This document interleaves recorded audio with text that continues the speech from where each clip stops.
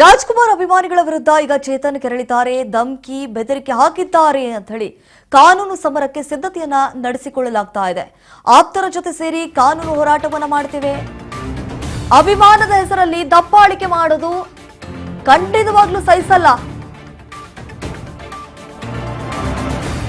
ಸಾರಾ ಗೋವಿಂದ್ ಸೇರಿ ಕೆಲವರಿಂದ ಮಸಿ ಬಳಿಯುವಂತಹ ಕೆಲಸ ಆಗ್ತಾ ಇದೆ.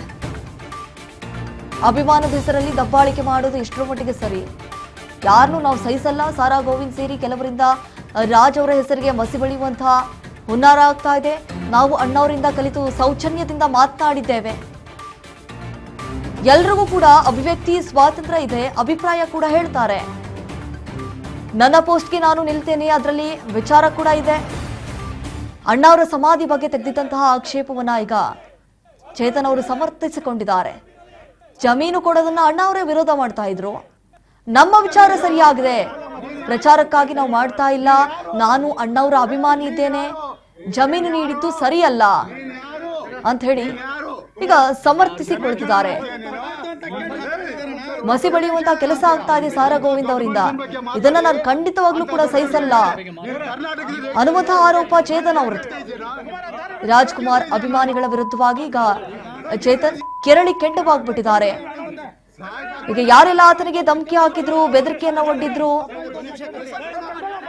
ಅವರೆಲ್ಲರ ವಿರುದ್ಧ ಈಗ ನಾನು ಕಾನೂನು ಹೋರಾಟಕ್ಕೆ ಮುಂದಾಗ್ತೀನಿ ಅನ್ನುವಂತಹ ನಿಟ್ಟಿನಲ್ಲಿ ನಟ ಚೇತನ್ ಮುಂದಾಗ್ತಾ ಇದ್ರೆ, ಇತ್ತ ಸಾರಾ ಗೋವಿಂದ್ ಅವರು ಕೂಡ ತೀವ್ರ ಆಕ್ರೋಶವನ್ನ ವ್ಯಕ್ತಪಡಿಸ್ತಿದ್ದಾರೆ. ನೀವು ಮಾತನಾಡುವಂತಹ ಧಾಟಿ ಏನಿದೆ ಅದು ಒಂದು ಚೂರು ಸರಿಯಲ್ಲ, ಅದನ್ನ ಚೇಂಜ್ ಮಾಡ್ಕೊಳ್ಳಿ. ಮೊದಲು ಕ್ಷಮೆ ಕೇಳಿ. ನೀವೇನ್ ಮಾತನಾಡಿದಿರಲ್ಲ, ಬಾಯಿಗೆ ಬಂದಂಗೆ ಮಾತನಾಡಕ್ಕೆ ಎಲ್ರಿಗೂ ಕೂಡ ಬರುತ್ತೆ. ನೀವೇನ್ ಮಾತನಾಡಿದಿರ ಅದಕ್ಕೆ ಕ್ಷಮೆ ಕೇಳಿ ಅಂತ ಅವರು ಸಾರಾ ಗೋವಿಂದ್ ಅವರು ತೀವ್ರ ಆಕ್ರೋಶವನ್ನ ಎತ್ತಿದ್ರೆ, ನಾನಂತರೂ ನೀವೇನ್ ಮಸಿ ಬಳಿತಿದಿರಲ್ಲ ಹೇಳಿ ಕೇಳಿ, ನಾನು ರಾಜ್ ಅವರ ಅಭಿಮಾನಿ ಇದ್ದೇನೆ, ಖಂಡಿತವಾಗ್ಲೂ ನಾನು ಸಹಿಸಲ್ಲ, ಕಾನೂನು ಹೋರಾಟಕ್ಕೆ ಮುಂದಾಗ್ತೀನಿ ಅನ್ನುವಂತಹ ನಿಟ್ಟಿನಲ್ಲಿ ಈಗ ಕಾನೂನು ಹೋರಾಟ ಮಾಡಬೇಕು ಅಂತ ಹೇಳಿ ಮುಂದಾಗ್ತಿದ್ದಾರೆ.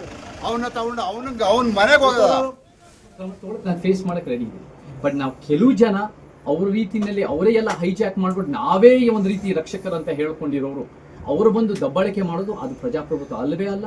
ನಾನು ಯಾರಿಗಾರು ನಮ್ಮ ಸ್ನೇಹಿತರು ಶಿವರಾಮೇಗೌಡರು ಇಂಥವ್ರಿಗೆ ಯಾರಾದ್ರು ನೋವಾಗಿದ್ರೆ ಅದನ್ನ ನಾನು ವಿಷಾದ ವ್ಯಕ್ತಪಡಿಸಿದ್ದೀನಿ. ಹಾಗೆ ಹೇಳಿದ ತಕ್ಷಣ ನಾನು ಹೇಳಿದ್ದು ವಿಚಾರ ಸುಳ್ಳಲ್ಲ, ಮತ್ತೆ ಈ ರೀತಿ ದಬ್ಬಾಳಿಕೆ ಒಪ್ಪಲ್ಲ. ನಮ್ಮ ಬೆಂಬಲಿಗರು ನಾನು ಕಾನ್ಸ್ಟಿಟ್ಯೂಷನ್ ನಾನು ಕಾನ್ಸ್ಟಿಟ್ಯೂಷನ್ ಓದಿ ನಾನು ಅದನ್ನ ಆ ವಿಚಾರಗಳು ಒಂದು ಸಮ ಸಮಾಜದ ಕನಸನ್ನ ನಾನು ಕೆಲಸ ಮಾಡ್ತಾ ಇದ್ದೀನಿ. ಅಭಿವ್ಯಕ್ತಿ ಸ್ವಾತಂತ್ರ್ಯ ಆರ್ಟಿಕಲ್ 19 ಅಡಿಯಲ್ಲಿ ಕೆಲಸ ಮಾಡ್ತಾ ಇದ್ದೀನಿ. ನಾವೆಲ್ಲರೂ ಒಂದು ವಿಚಾರಗಳ ನಡುವೆ ನಾವು ಜನರ ಮುಂದೆ ಇಟ್ಟು ಪ್ರಜಾಪ್ರಭುತ್ವ ನಂಬಿಕೆ ಇರೋದು ಸಂವಿಧಾನದ, ನಾನು ನಿಜ ಹೇಳ್ತೀನಿ, ನಾನು ಯಾವ ಧರ್ಮದವನು ಅಂತ ನಾನು ಗುರ್ಸ್ಕೊಳ್ಳಲ್ಲ, ನಾನು ಸಂವಿಧಾನದ ಮೇಲೆ ನಂಬಿಕೆ ಇರೋನು ಅಂತ ನಾನು ಗುರ್ಸ್ಕೊಂತೀನಿ. ಸೊ ನಾನು ಆ ಸಂವಿಧಾನನೇ ನನ್ನ ಧರ್ಮ ಅಂತ ಹೇಳ್ತಾರೆ. ನೋಡಿ ಯಶೋಧ ಅವರೇ, ನಮಗೆ ನಾವು ವಿಚಾರ ಮಂಡನೆ ಮಾಡ್ತಾರೆ, ಬೇರೆಯವರು ಕೂಡ ಅವರು ವಿಚಾರ ಮಂಡನೆ ಮಾಡ್ತಾರೆ ಅಂತ ನಂಬಿಕೆ ನಮಗೆ, ಪ್ರಜಾಪ್ರಭುತ್ವ ಮೇಲೆ ನಂಬಿಕೆ ನಮಗೆ. ನಾವೇನಾದ್ರು ತಪ್ಪು ಹೇಳಿದ್ರೆ ಅವ್ರು ತಿದ್ಲಿ, ನಾವು ಅದು ಕಲಿಯಕ್ಕೆ ರೆಡಿ ಇದೀವಿ. ಆದರೆ ನಾವು ಯಾವಾಗ ಪ್ರಜಾಪ್ರಭುತ್ವ ಗೌರವಿಸ್ತೀವೋ ಬೇರೆಯವರು ಅದನ್ನ ಕಾನೂನನ್ನು ಕೈ ತಗೊಂಡ್ಬಿಡು ನಮ್ಮ ಮೇಲೆ ಬಡದಾಕ್ತಾರೆ ನಾವೇನು ತಪ್ಪು ಹೇಳಿದ್ರು ಸತ್ಯ ಹೇಳಿದ್ರು ಅಂತ ಕೂಡ ನಮ್ಗೆ ಅದು ಗೊತ್ತಿರಲ್ಲ. ನಾವು ಆ ರೀತಿ ಯೋಚನೆ ಮಾಡಲ್ಲ. ನಾವು ಪ್ರಜಾಪ್ರಭುತ್ವ ಕಾನೂನಾತ್ಮಕ ಕ್ರಮ ತಗೊಳಕ್ ನಾನು ಫೇಸ್ ಮಾಡಕ್ ರೆಡಿ ಇದೀವಿ. ಬಟ್ ನಾವು ಕೆಲವು ಜನ ಅವ್ರ ರೀತಿಯಲ್ಲಿ ಅವರೇ ಎಲ್ಲ ಹೈಜಾಕ್ ಮಾಡ್ಬಿಟ್ಟು ನಾವೇ ಒಂದು ರೀತಿ ರಕ್ಷಕರಂತ ಹೇಳ್ಕೊಂಡಿರೋರು ಅವರು ಬಂದು ದಬ್ಬಾಳಿಕೆ ಮಾಡೋದು ಅದು ಪ್ರಜಾಪ್ರಭುತ್ವ ಅಲ್ಲವೇ ಅಲ್ಲ. ನಾನು ಯಾರಿಗಾರು ನಮ್ಮ ಸ್ನೇಹಿತರು ಶಿವರಾಮೇಗೌಡರು ಇಂಥವ್ರಿಗೆ ಯಾರಾದ್ರು ನೋವಾಗಿದ್ರೆ ಅದನ್ನ ನಾನು ವಿಷಾದ ವ್ಯಕ್ತಪಡಿಸಿದ್ದೀನಿ. ಹಾಗೆ ಹೇಳಿದ ತಕ್ಷಣ ನಾನು ಹೇಳಿದ್ದು ವಿಚಾರ ಸುಳ್ಳಲ್ಲ, ಮತ್ತೆ ಈ ರೀತಿ ದಬ್ಬಾಳಿಕೆ ಒಪ್ಪಲ್ಲ. ನಮ್ಮ ಬೆಂಬಲಿಗರು ನಾನು ಕಾನ್ಸ್ಟಿಟ್ಯೂಷನ್ ನಾನು ಕಾನ್ಸ್ಟಿಟ್ಯೂಷನ್ ಓದಿ ನಾನು ಅದನ್ನ ಆ ವಿಚಾರಗಳು ಒಂದು ಸಮ ಸಮಾಜದ ಕನಸನ್ನ ನಾನು ಕೆಲಸ ಮಾಡ್ತಾ ಇದ್ದೀನಿ. ಅಭಿವ್ಯಕ್ತಿ ಸ್ವಾತಂತ್ರ್ಯ ಆರ್ಟಿಕಲ್ 19 ಅಡಿಯಲ್ಲಿ ಕೆಲಸ ಮಾಡ್ತಾ ಇದ್ದೀನಿ.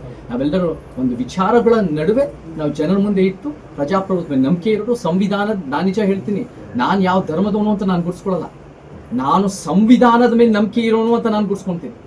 ಸೊ ನಾನು ಆ ಸಂವಿಧಾನನೇ ನನ್ನ ಧರ್ಮ ಅಂತ ಹೇಳ್ತಾರೆ. ನೋಡಿ ಯಶೋಧ ಅವರೇ, ನಮಗೆ ನಾವು ವಿಚಾರ ಮಂಡನೆ ಮಾಡ್ತಾರೆ, ಬೇರೆಯವರು ಕೂಡ ಅವರು ವಿಚಾರ ಮಂಡನೆ ಮಾಡ್ತಾರೆ ಅಂತ ನಂಬಿಕೆ ನಮಗೆ, ಪ್ರಜಾಪ್ರಭುತ್ವ ಮೇಲೆ ನಂಬಿಕೆ ನಮಗೆ. ನಾವೇನಾದ್ರು ತಪ್ಪು ಹೇಳಿದ್ರೆ ಅವ್ರು ತಿದ್ಲಿ, ನಾವು ಅದು ಕಲಿಯಕ್ಕೆ ರೆಡಿ ಇದೀವಿ. ಆದರೆ ನಾವು ಯಾವಾಗ ಪ್ರಜಾಪ್ರಭುತ್ವ ಗೌರವಿಸ್ತೀವೋ ಬೇರೆಯವರು ಅದನ್ನ ಕಾನೂನನ್ನು ಕೈ ತಗೊಂಡ್ಬಿಡು ನಮ್ಮ ಮೇಲೆ ಬಡದಾಕ್ತಾರೆ ನಾವೇನು ತಪ್ಪು ಹೇಳಿದ್ರು ಸತ್ಯ ಹೇಳಿದ್ರು ಅಂತ ಕೂಡ ನಮ್ಗೆ ಅದು ಗೊತ್ತಿರಲ್ಲ. ನಾವು ಆ ರೀತಿ ಯೋಚನೆ ಮಾಡಲ್ಲ.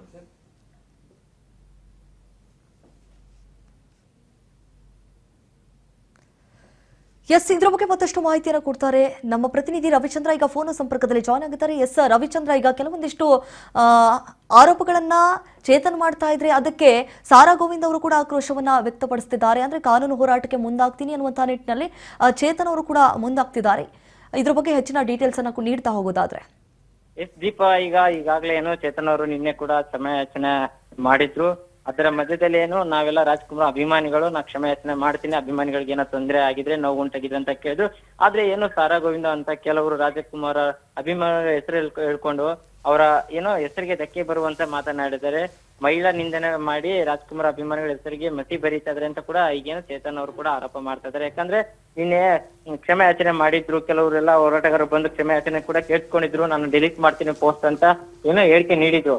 ಆದ್ರೆ ಅದ್ರ ಮಧ್ಯದಲ್ಲಿ ಏನು ಮಹಿಳಾ ನಿಂದನೆ ಮಾತನಾಡಿದ್ದಾರೆ, ಅದನ್ನು ಮುಂದುವರಿಸಿಕೊಂಡು ಹೋಗೋದು ಸಹ ಯಾವ ರೀತಿ ನಾ ಕ್ಷಮೆಯಾಚನೆ ಮಾಡಿದೆ, ಈ ರೀತಿ ಏಕಾಏಕಿ ಬಂದು ಮಾತನಾಡೋದು ತಪ್ಪು, ಹುಚ್ಚು ಅಂತ ಕೆಲವರು ಹೇಳ್ತಾರೆ. ಅಷ್ಟೇ ಅಲ್ಲದೆ ಕೆಲವರು ನನ್ನ ಬಗ್ಗೆ ಮಾತನ್ನ ಒಪ್ಕೊಳ್ತಾ ಇಲ್ಲ, ಸರಿಯಾಗಿ ನನಗೆ ರೆಸ್ಪೆಕ್ಟ್ ಕೊಡ್ತಿಲ್ಲ, ಹೆಂಗ ಮಾತಾಡ್ತಿದೆ ಅಂತ ಏನು ಚೇತನ್ ಕೂಡ ಹೇಳಿಕೆ ನೀಡ್ತಾ ಇದ್ದಾರೆ. ಮುಂದಿನ ದಿನಗಳಲ್ಲಿ ಕಾನೂನು ಸಲಹೆಗಾರರು ಹೋರಾಟಗಾರರ ಜೊತೆಗೆ ಸೇರ್ಕೊಂಡು ನಾನು ಕಾನೂನು ರೀತಿ ಹೋರಾಟ ಮಾಡುತ್ತೇವೆ, ಮನೆ ಬಳಿ ಬಂದು ಎದುರಿಸಿ ಧಮಕಿ ಹಾಕಿ ದಬ್ಬಳಿಕೆಯನ್ನು ನಾವು ಮಾಡಲ್ಲ ಯಾರಿಗೂ, ಆದ್ರೆ ನಮಗ್ ಮಾಡ್ತಾ ಇದ್ರೆ ನಮ್ಮ ವಿಚಾರ ಸರಿಯಾಗಿದೆ, ಯಾರಿಗಾದ್ರೂ ನೋವಾಗಿದ್ರೆ ಏನು ವಿಶೇಷವಾಗಿ ಪಡಿಸ್ತೇನೆ ಅಂತ ಕೂಡ ಹೇಳಿದ್ರು. ನನ್ನ ಟ್ವೀಟ್ಗೆ ನಾನು ನಿಲ್ಲುತ್ತೇನೆ, ಅದರಲ್ಲಿ ವಿಚಾರ ಇದೆ, ಅಣ್ಣವರ ಬದುಕಿಗೆ ಅವ್ರಿಗೆ ಜಾಗ ಬೇಕಂತ ಕೇಳಿದ್ರು, ಅವರೇ ಬೇಡ ಅಂತಾರೆ, ಅದು ನನಗೆ ಗೊತ್ತು. ಆದ್ರೆ ಇದೀಗ ಪ್ರಚಾರಕ್ಕೆ ಅಲ್ಲ, ನಾವು ವಿಚಾರಕ್ಕಾಗಿ ಹೇಳ್ತಾ ಇದ್ದೀನಿ. ಮತ್ತೆ ಏನಂದ್ರೆ ಸರ್ಕಾರದ ಏನೋ ಯೋಜನೆಯಿಂದ ಒಬ್ಬರಿಗೆ ಲ್ಯಾಂಡ್ ಕೊಟ್ರು ಕೂಡ ಉಳಿದವರಿಗೆ ಕೊಟ್ಟಿಲ್ಲ ಅಂತ ಅಂದ್ರೆ ಅದು ಚಿತ್ರರಂಗದಲ್ಲಿ ತುಂಬಾ ಗಲಾಟೆ ಆಗುತ್ತೆ ಅಂತ ಕೂಡ ಹೇಳಿಕೆ ಒಂದು ಈ ರೀತಿಯಾಗಿದೆ. ನಾನು ಡಾಕ್ಟರ್ ರಾಜ್ಕುಮಾರ್ ಅವರನ್ನು ಟಾರ್ಗೆಟ್ ಮಾಡಿ ಮಾತನಾಡಿಲ್ಲ ಅಂತ ಕೂಡ ಹೇಳ್ತಾ ಇದಾರೆ ದೀಪ. ಆದ್ರೆ 5-10 ಕೋಟಿ ಸ್ಮಾರಕ ಬೇಕಿತ್ತ ಅಂತ ಕೋವಿಡ್ ಸಮಯದಲ್ಲಿ ಮಾತನಾಡಿದ್ದೆ, ಆಗ್ಲೂ ಅದ್ರ ಚರ್ಚೆ ಆಗಿತ್ತು. ಆದ್ರೆ ಈಗ ಶಿವರಾಮೇಗೌಡರು ಕನ್ನಡ ಹೋರಾಟಗಾರರು ಏನು ಮಾಡಿದ್ರೆ ಈ ರೀತಿ ಅನೇಕ ಹೋರಾಟಗಾರರು ಕೂಡ ಬಂದಾಗಿ ನಿಮಗ ಏನೋ ನಮ್ಗೆ ತೀವ್ರವಾಗಿ ಕ್ಷಮೆ ಕೇಳ್ಬೇಕಂತ ಏನೋ ಚೇತನ್ ಕೇಳ್ಕೊತಾ ಇದಾರೆ ದೀಪ. ಎಸ್, ಈಗ ಸಾರಾ ಗೋವಿಂದ್ ಅವರು ಕೆಲವೊಂದಿಷ್ಟು ಆರೋಪಗಳನ್ನ ಮಾಡ್ತಿದ್ದಾರೆ ಅಂತಂದ್ರೆ, ಈಗ ನಟ ಚೇತನ್ ಅವರು ಅಭಿಮಾನಕ್ಕಾಗಿ ಈ ರೀತಿಯಾಗಿ ಪ್ರಚಾರ ಮಾಡೋದಕ್ಕೆ ಮುಂದಾಗ್ತಿದ್ದಾರೆ ಅಂದ್ರೆ ಪಬ್ಲಿಸಿಟಿ ಪಡೆದುಕೊಳ್ಬೇಕು ಅಂತ ಹೇಳಿ, ಇದಕ್ಕೆ ಅವರು ಯಾವ ರೀತಿ ಸಮರ್ಥಿಸಿಕೊಂಡ್ರು ಅಂತ ಹೇಳಿ.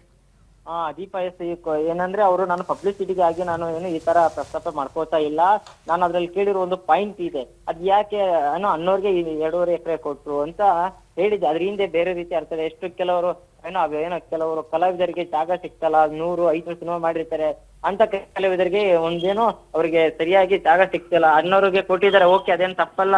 ಆದ್ರೆ ಏನ್ ಕಾನೂನು ಪ್ರಕಾರ ಏನೋ ಆಗಿನ ಸರ್ಕಾರ ಯಾರು ಕುಮಾರಸ್ವಾಮಿ ಇದ್ದಾಗೆ ನೀಡಿದ್ರು ಕೂಡ ಏನು ತುಂಬಾ ಹೋರಾಟ ಮಾಡಿದ್ರು, ಏನೋ ಅನ್ನೋರ ಸಮಾಧಿಗಾಗಿ ಜಾಗ ಕೊಡ್ಬೇಕು, ಹಾಗಾಗಿ ಕೊಟ್ಟಿದ್ರು. ಆದ್ರೆ ನಾನು ಆ ರೀತಿಯಾಗಿ ಹೇಳಿಲ್ಲ. ಇದರಿಂದ ಒಂದು ಅರ್ಥ ಇದೆ, ಅದನ್ನ ಅರ್ಥ ಮಾಡ್ಕೊಳ್ಳಿ. ನಾ ಟ್ವೀಟರ್ ಏನ್ ಮಾಡಿದ್ದೀನಿ ಸರಿಯಾಗಿ ತಿಳ್ಕೊಳ್ಳಿ. ಅದೇ ಬಿಟ್ಟು ನಾನು ಕೂಡ ಏನೋ ಡಾಕ್ಟರ್ ರಾಜ್ಕುಮಾರ ಚಿಕ್ಕ ವಯಸ್ಸಿನಿಂದ ಅಭಿಮಾನಿ, ನಾನು ಈಗ ಆಗಲ್ಲ. ಆದ್ರೆ ಅವ್ರ ಅಭಿಮಾನಿಗಳ ಹೆಸರು ಹೇಳ್ಕೊಂಡು ಈ ರೀತಿ ನನ್ನ ನಡೆದುಕೊಳ್ತಾ ಇದ್ದಾರೆ, ನನಗೆ ಇದು ಸರಿ ಬರ್ತಿಲ್ಲ. ಕಾನೂನು ಸಲಹೆಗಾರ ಚರ್ಚೆ ಮಾಡ್ತಾ ಇರ್ತೀವಿ, ನಿರ್ಧಾರ ತಗೋತೀನಿ. ಆದ್ರೆ ಯಾವ್ದೇ ರೀತಿ ನನ್ಗೆ ಅನೈತಿಕೇನೋ ಅವೈತಿಕವಾಗಿ ಮಾತನಾಡೋದು ತಪ್ಪು. ಈ ರೀತಿ ಹೋರಾಟಗಾರರು ರಾಜ್ಕುಮಾರ್ ಅಭಿಮಾನಿಗಳಂತ ಹೇಳ್ಕೊಂಡು ನನ್ಗೆ ಏನೋ ಅವೈತಿಕ ಶಬ್ದಗಳಿಂದ ಎಲ್ಲ ಮಾತನಾಡ್ತಾ ಇದ್ರೆ ನಾನು ಒಪ್ಪಲ್ಲ ಅಂತ ಹೇಳಿಕೆ ನೀಡ್ತಾ ಇದ್ದಾರೆ ದೀಪ. ಎಸ್ ರವಿಚಂದ್ರ, ಥ್ಯಾಂಕ್ ಯು ತಮ್ಮ ಮಾಹಿತಿಗಾಗಿ.